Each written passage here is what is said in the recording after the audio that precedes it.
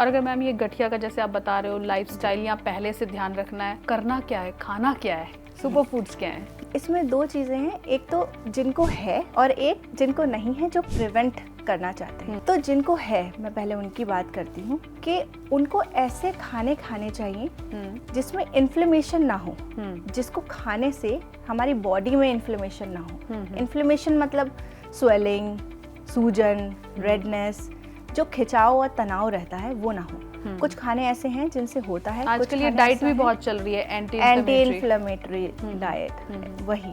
तो ऐसे मैं आपको कुछ फूड्स बताती हूँ, सुपर फूड्स जो एंटी इन्फ्लेमेटरी हैं, जिनसे बहुत हेल्प होती है पेन कंट्रोल करने में, और उनको लेना ही चाहिए जो आर्थराइटिस के पेशेंट्स हैं। तो सबसे पहले हम फ्रूट्स से शुरुआत करते हैं। फ्रूट्स में हम बेरीज, चेरीज, एप्पल्स, पाइनएप्पल, इनमें बहुत एंटी इन्फ्लेमेटरी एजेंट्स होते हैं, प्लस एंटीऑक्सीडेंट्स भी होते हैं। वेजिटेबल्स में हम ग्रीन लीफी वेजिटेबल्स ले सकते हैं, केल, स्पिनच, ब्रोकली, एंड हमें ओमेगा 3 बहुत अच्छा एंटी इन्फ्लेमेटरी एजेंट है। ये फैट्स हैं, बेसिकली गुड फैट है, जो हमें सीड्स में, नट्स में, और अगर आप नॉन वेजिटेरियन हैं तो आप फिश के थ्रू ले सकते हैं। फिश जैसे फैटी फिश होती हैं, सामन, सार्डीन्स, और नट्स में जैसे वॉलनट है, सीड्स में जैसे चिया सीड्स हैं, फ्लैक्स सीड्स में बहुत अच्छा ओमेगा 3 मिलता है। प्लस एक बहुत अच्छा एक विटामिन है जिसके बारे में ज़्यादातर मैं देखती हूँ बात नहीं होती है, और मैंने देखा है कि काफ़ी पेशेंट्स को वो लेने से, डाइट में वो विटामिन इंक्लूड करने से बहुत फ़ायदे होते हैं। और वो विटामिन है नायसिन, जिसको हम कॉमनली विटामिन B3 कहते हैं।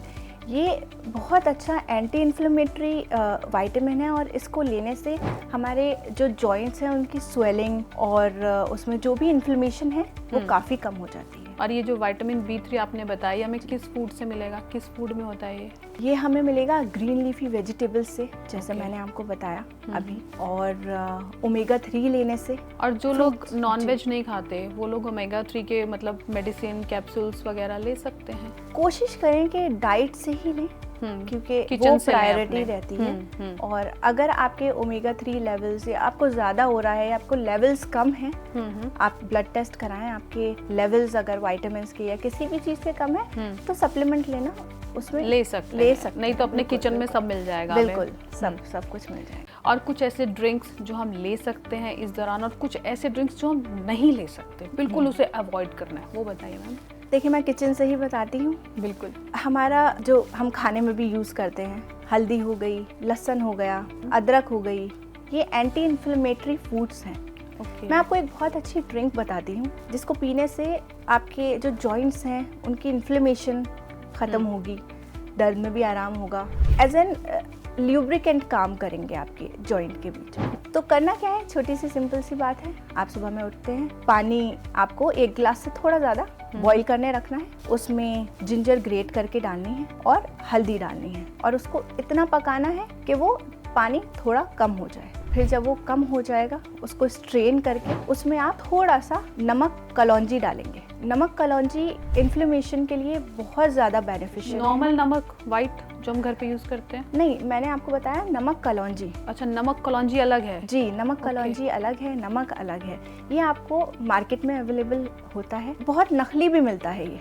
तो कोशिश करें कि आप असली लें, क्योंकि असली लेंगे तो आपको फ़ायदा होगा, बहुत अच्छे से होगा। तो मैंने आपको बताया जिंजर का पानी स्ट्रेन करके उसमें हल्दी डाल के और उसमें 2 चुटकी नमक कलौंजी डाल के, और उसमें 1 चुटकी काली मिर्च का भी डालें, क्योंकि टर्मरिक में क्यूरक्यूमिन होता है जो एंटीऑक्सीडेंट है, और ब्लैक पेपर उसका एब्जॉर्प्शन बढ़ाता है। तो अगर आपको टर्मरिक के सारे बेनिफिट्स आपको अपनी बॉडी के अंदर चाहिए तो आप उसमें उसके साथ थोड़ा ब्लैक पेपर डालें। आप इसको ठंडा भी ले सकते हैं, गरम भी ले सकते हैं, और इसको आप दिन में 1 बार या 2 बार ले सकते हैं। कंसिस्टेंसी बहुत इम्पॉर्टेंट है, क्योंकि कोई केमिकल नहीं है, कुछ एक्स्ट्रा से एडिटिव्स या प्रिजर्वेटिव्स नहीं होते होम रेमेडीज़ में। तो ठीक होने में थोड़ा टाइम लगता है, लेकिन ठीक हो जाते हैं। हो जाते। तो मैम फीमेल्स की अगर मैं बात करूं, हमारे बहुत बार हार्मोन्स चेंज होते हैं, पीरियड्स शुरू होते हैं तब हार्मोन्स चेंज होते हैं, डिलीवरी होती है तब हार्मोन्स, फिर मेनोपॉज आया, तो क्या इससे भी कुछ आर्थराइटिस का कनेक्शन है या उससे बढ़ता है या अचानक से ट्रिगर होता है, ऐसा कुछ है? हॉर्मोन्स की वजह से पेन्स फ्लक्चुएट कर सकते हैं ड्यूरिंग द टाइम, जैसे अभी आपने बताया कि पीरियड से पहले या ड्यूरिंग या आफ्टर, और प्रेगनेंसी में तो बिल्कुल ही सब कुछ चेंज हो जाता है। प्लस अगर सिजेरियन हो गया तो उसके बाद बैक पेन रहता है, वो एक अलग चीज़ है। लेकिन आर्थराइटिस एक अलग चीज़ है जो मैंने जैसे आपको पहले बताया, मतलब हार्मोन से रिलेटेड नहीं, हार्मोन से रिलेटेड नहीं है। वो हमारा जो कार्टिलेज है वो वेयर एंड टेयर होना शुरू हो जाता है वक्त के साथ, जो कि होता ही है अगर हम विद एज। जी, विद एज अगर हम